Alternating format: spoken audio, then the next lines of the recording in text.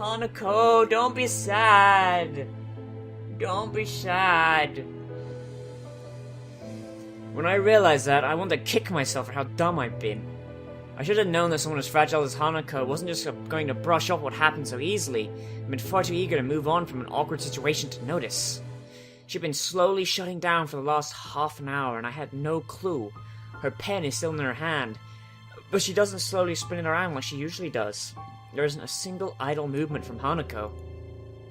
Only the fact that she tries to inch away when she feels Shizune, Misha, and I looking at her tells me that she's even still conscious. We look away, and at least in my case, it's probably out of shame that it's gotten to this. Oh, Hisao, you dense motherfucker! You dense motherfucker! You fucked up! You have fucked up! You are never gonna touch people's butts. Though on the outside she's shut it down almost completely, I know there's a different story on the inside. She's gonna cry! Look at her! What kinds of things could she be thinking about how she tries harder and harder to shrink into herself, and by willing she could somehow disappear?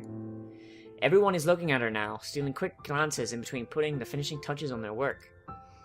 Michi's attempt to ask what's wrong, but I can only make the problem worse. If she weren't frozen to her seat, she probably would run out the room right now. Misha's questions are loud enough to be heard throughout the entire classroom, and for a second I'm ready to snap at her because I can't even imagine how much worse it's making Hanako feel. Of course, if I were to do that, it'd only make the situation worse. Oh, she's crying! She's fucking crying! Oh my god, it's so sad! It's so sad! Oh my god, you guys! I'd believed that Hanako had gotten stronger, and she has, but it wasn't enough, and I was too eager to believe it. Now she's terrified, alone in the middle of the classroom, and there's nothing I can do without drawing more attention to her. It's infuriating. Misha's worried, and even Shizune is biting her lip. Hug her, you piece of shit! Hugs make everything better. I look up and manage to catch Mewtwo's eye. I want to make a little... I missed that previous one. Fuck. I know that Hanako can see everyone staring at our group, specifically at her, because they know if there's a problem, it has to be her.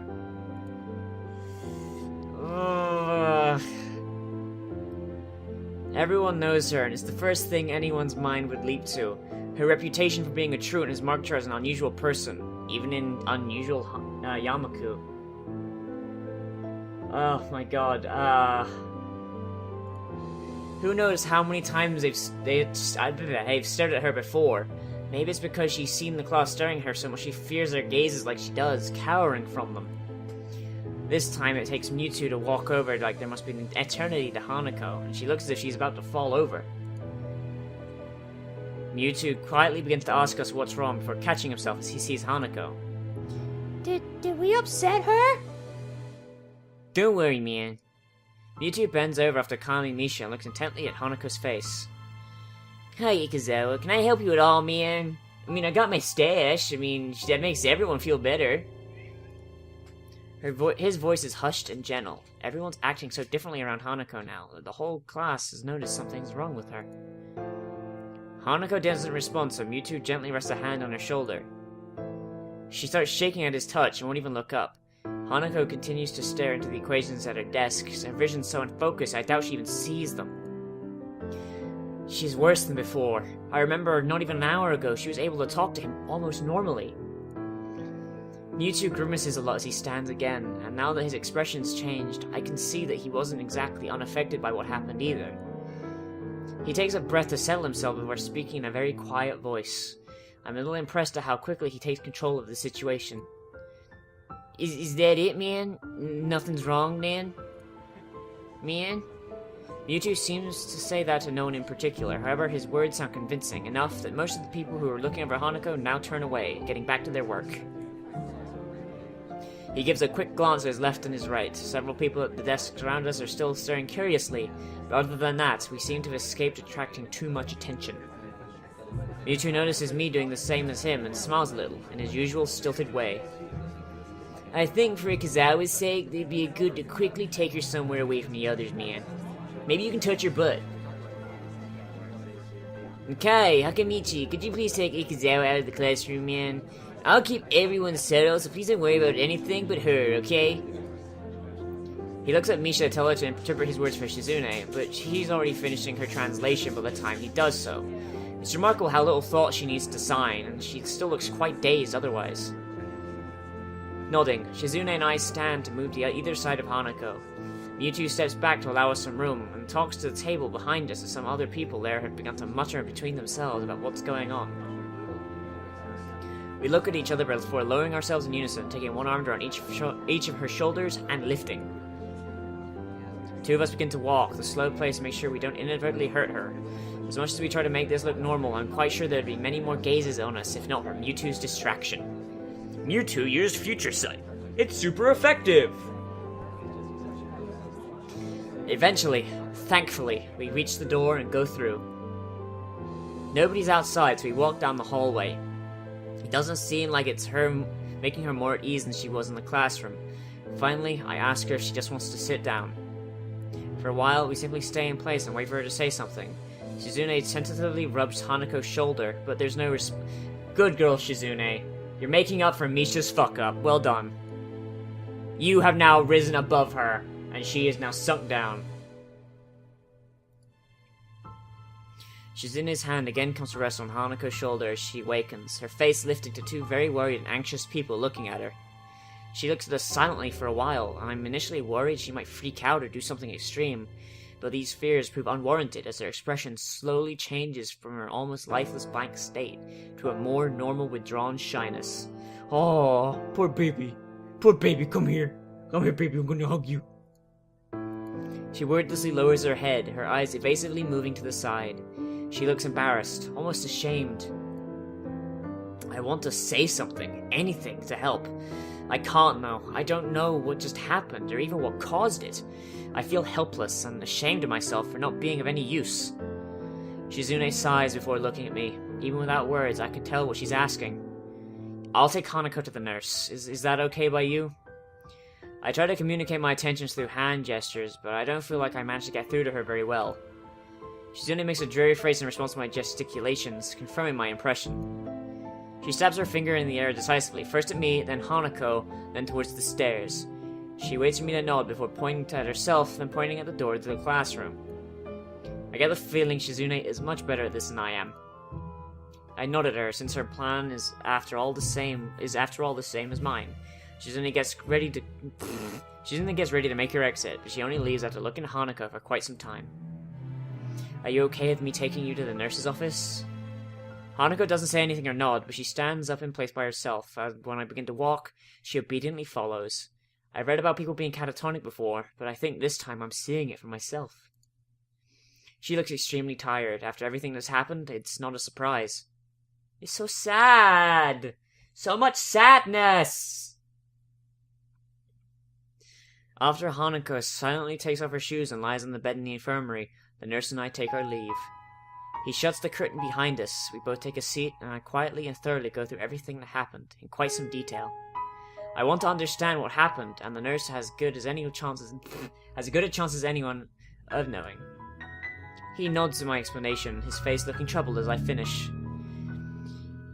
It must have been very troubling for you to have seen all this. You feeling okay, buddy? You feeling okay, buddy? Or should I just do a serious voice where he's like, he's very close to the microphone and he sounds pissed off as hell? I'd be lying if I said I wasn't. I get the feeling she fainted, but I don't really understand anything about why it happened or why she's acting like this. He nods, but his face is clouded. You don't know either? Well, yes and no. It's complicated. I assume you've heard about the concept of patient confidentiality at some point. This is a bit of a minefield in that respect. I'm going to put this pretty bluntly. This is a matter for Ikazawa, me, and her therapist. I move to protest, but I think better of it. I want to deny what he says, but if I think this through rationally, what he says makes perfect sense. I understand. Good. I wish I could help you more, but I think what Ikazawa needs right now isn't somebody prying into her past or her emotions. She just needs somebody to be there for her. She needs a friend. Someone to touch her butt, and for her to touch their butt. For what it's worth, I think you've done well in bringing her here. Sounds like you and your friends dealt with the situation well also. I'd give you a lollipop or a sticker as a reward, but you might be a little too old for either. Oh, I should have gone the happy voice then. Shit, fuck. Thanks, do you mind if I stay here with Hanako? I appreciate the thought, but I think we better let her rest for now, buddy. She'll be let back in her dormitory room this evening, so you can come visit her then. I agree with him before standing. It feels like all I can ever do around the nurse is humbly agree to what he says. But it's the same with the doctors in the hospital, too. The walk back to the classroom is a long one, my mind feeling heavy under the weight of so many things happening so suddenly.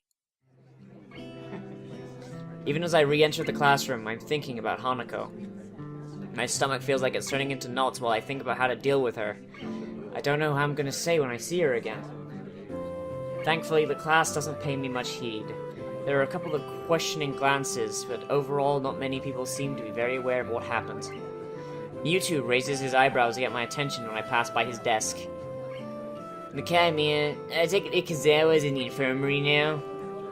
Yeah, I took her there, and the nurse said I should let her rest. Mewtwo nods, assuring me that I made the right call. He scratches his chin for a moment before rising from his desk. Everyone, I want you to continue with the exercise, man. Okay, I'll see you in the hallway, please. We got Pokemon to clone. His speech is hushed, but overall he doesn't seem to be acting too differently from how he usually does. Being a teacher, maybe it's to be expected. As we go out into the hallway, I notice him taking a quick glance left and right to check if there are any students milling around. The hallway is nearly soundless, but I can't think of anything except waiting for Mewtwo to speak. Okay, what do you think the purpose of this school is, man? To cater to the needs of disabled students? Mewtwo scratches his head and shakes it. No, if you want to do that, we could build a whole new school from scratch, man. One floor, talking whiteboards, that kind of thing. Look around, Nakai. This school is giving you all the future that you would have been denied in regular education. Huh? Think of it this way, man. If we wanted you to graduate and go straight into a hospital, do you think we'd put in this much effort? The bluntness of Mewtwo's statement temporarily stuns me, causing me to forget the immediate situation. No. That's right, man. We want you all to leave here as useful members of society. I mean, shit, even if you got no arms and no legs, I mean, you can be used as a hockey puck, right? I'm not quite sure I'm following you, Mewtwo. I have high hopes for you, Nakai, man. You're possibly the first student I've had that gets my lectures, man. That isn't something the teacher should be admitting so freely.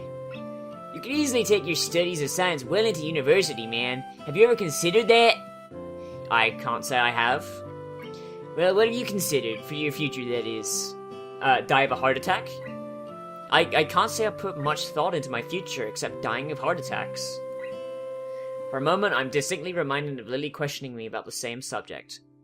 It's only been a little over 5 months since I was gasping for air on the ground. It's too soon to be thinking about the future. And besides, Hanako's problems seem much bigger to me right now. Oh, he feels worried for his waifu. Think of this place as an opportunity, man. Here, you have boundless facilities, good teachers, plus the added bonus of the nurse and his staff. You should be doing something. You should be doing nothing but thinking of the future and your flying cars, man. Shit, man, this is some good shit, man. Flying cars and shit, man. Shit. Right. As I raise my head to meet his gaze, a thought occurs to me. It's almost like Mewtwo has totally sidestepped the issue at hand. Excuse me, but why does none of the staff seem to care when Hanako skips class? I've seen you watch her walk out the class more than once. Shouldn't you at least say something? Well, Nakai, it's really not that simple, man. Every student here has special needs. If it weren't for that, then we wouldn't really have a school here, man. For example, I wouldn't keep you in class if you were having trouble breathing, would I? But that's not... Mewtwo cuts me off before I can even think about finishing my sentence. Ikazawa's case is very much like that, man. Without a CPR or a pacemaker, what she needs is time and space, man. The faculty was made aware of this from the day she arrived here. Thus, whenever she feels the need to leave class, we let her do so.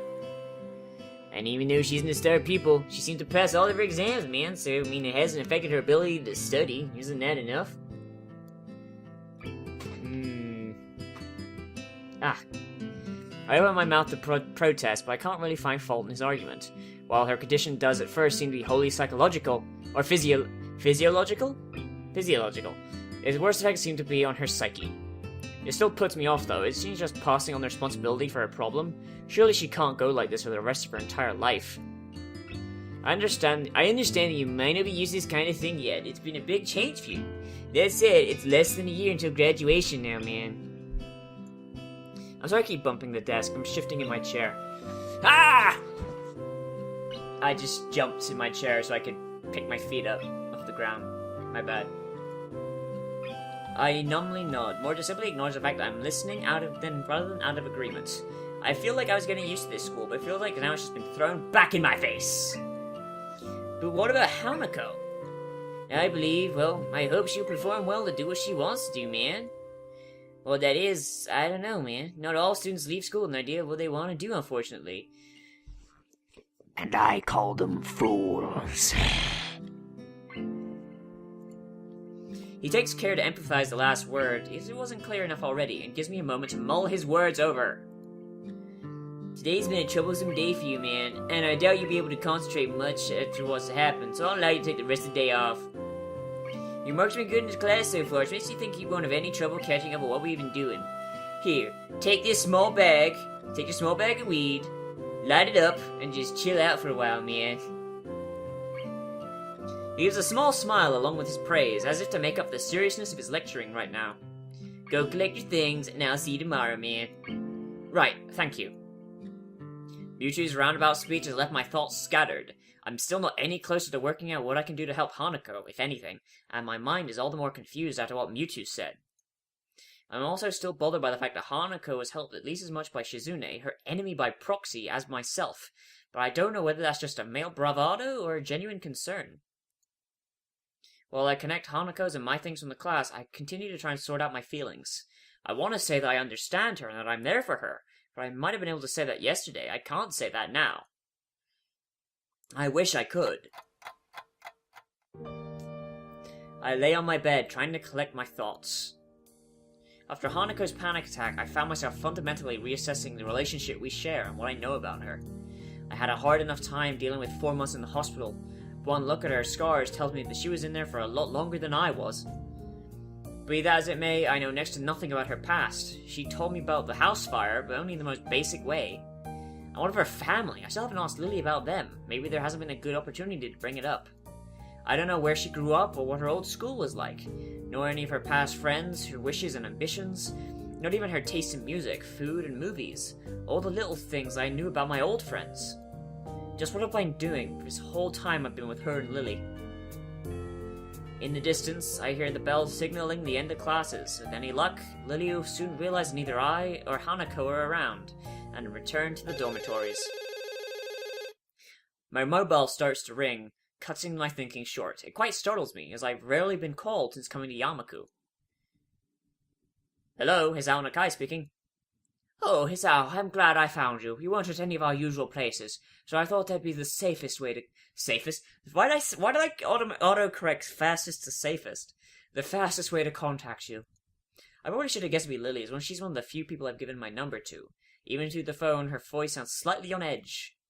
Hanako and I left class early. She had some kind of panic attack? Line goes silent. As if it weren't for the background static, I would have thought Lily had hung up on me. I understand. Could you come to my room? I'd like to talk to you. Sure, I'd appreciate the chance to have a bit of a talk, actually. Good. I also have some bad news. I think we should discuss this in person. It's hard to grasp the seriousness of the situation from Lily's tone. She sounds so calm most of the time, but that could be either a good or bad thing depending on how you look at it. Okay, I'll be right there. Oh god, what's gonna happen? What's gonna happen? I rap my knuckles on her door, and she soon calls me in. Lily sits at the table inside her room, looking a little worse for wear. I guess that's because of the bad news. Following her gesture of invitation, I sit across from her and lay Hanako's things on the table. Well, there's no point in either of us waiting. Would you mind going first, Hisao? What happened today? My memory of the incident is already beginning to fade, but I explain it as best I can to Lily. Inviting Hanako to work with the group, Shizune and Misha's questioning, our foray into town getting discovered, and the subsequent panic attack. I add Shizune's reaction almost as an afterthought, but Lily seems to take some kind of comfort in hearing about it. I guess rivals don't become rivals for no reason. There must be some history there, but now is not the time to explore it. I see. She said her therapist sessions were helping, but I had my doubts. It's quite a shame, really. Her birthday has caused problems before, but I had hoped that she would have improved with you around and after more intensive therapy. I wonder, where is Hanako now? Last time I saw her, she was in the infirmary. I guess she must have gone back to her room by now. She wasn't in the library or the tea room when I checked, so I can only assume that too. You said you also had some bad news. What's the matter? Do they concern Hanako? Lily... Oh god, I got burps again. Lily shifts her position, the body's way of saying she's searching for the right words. My aunt has fallen gravely ill. I'm afraid I shall be heading back to Scotland to visit her and spend some time with my family, my dear. What? Is she alright? When do you leave? I'm not altogether entirely sure of how she's faring at the moment, though the last I heard she was stable. I shall be leaving on Saturday. It's the earliest flight that I could get. Stable. That's code for need to stay in the hospital. I've been stable long enough to know that, and to know that it doesn't necessarily mean someone is in good condition, but merely treading water. On the upside, stable is much better than critical condition. At least she's not on the brink of death. Stable. That's a relief. Yes, but this means I won't be here for Hanako's birthday. I wanted to tell you now as we could think of something before we told Hanako, but after today's events, I'm not even sure there'd be an issue if we simply cancel the party. I don't think that's a good idea. Hanako already knows that we were planning a party now. To go back on that seems like the wrong thing to do. Also, we should do something for you going away, right? You make it sound as if I won't be coming back. If all goes well, I should only be away for a week, though possibly 2. That's one relief, at least. With that in mind, what do you suggest, my dear? Given the circumstances, I don't think karaoke is really appropriate. You're not going away for the greatest of reasons, so having too much fun would feel wrong. What did you do for her birthday last year? Last year, I literally could not get her out of her room. She locked her door. All I could do was leave food outside for her, making sure she was at least eating well. This is perhaps the most depressed I've ever seen and heard Lily act. I feel sorry for her, given how defeated she must feel to be unable to help her closest friend. Perhaps it would be better to throw the party before you leave, then. That does sound like it'd be the easiest option. I think we should at least tell Hanako, both about your trip and her party. I have her things from class as well. That's a good point. Should we go and visit her now? I think that'd be the good idea. Part of me is dying to see Hanako. The last time I saw her, she looked like death walking. And those last few hours have torn me apart just thinking about her. We quietly get up and file out of Lily's room. Hanako's room is the next door in the same hallway. Knocking lightly gets us no response, but the door proves to be unlocked. Lily pauses for a moment as the handle unexpectedly moves under her hand before opening the door. What's gonna happen next? I'm scared, you guys. I'm scared. Did we fuck up? Did we fuck up somewhere? Guys, I don't want to fuck up. We worked so hard to get this far. I don't want it to be, in the end, not even matter. I'm scared, you guys. I'm like super scared. I'm super scared, you guys.